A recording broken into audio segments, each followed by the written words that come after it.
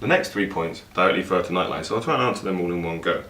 The first point looks at how the responsibilities for Nightline are divvied up between societies and community and education and welfare, and the balance between these two.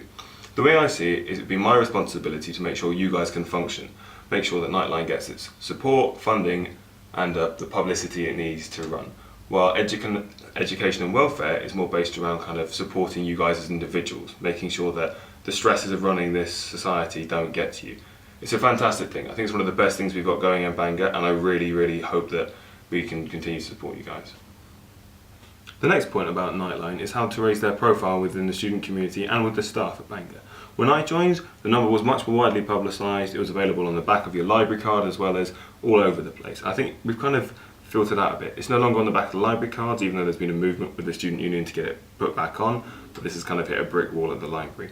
So what I aim to do is help you guys with publicity, get big banners and posters, really help you in that respect, as well as with design.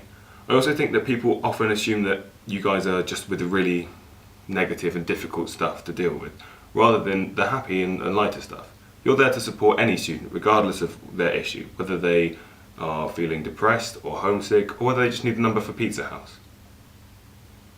The final point raised about Nightline is how to make sure they're financially secure. As far as I'm concerned, money is not going to be taken away from Nightline. They're too important to our student community and the welfare of our students.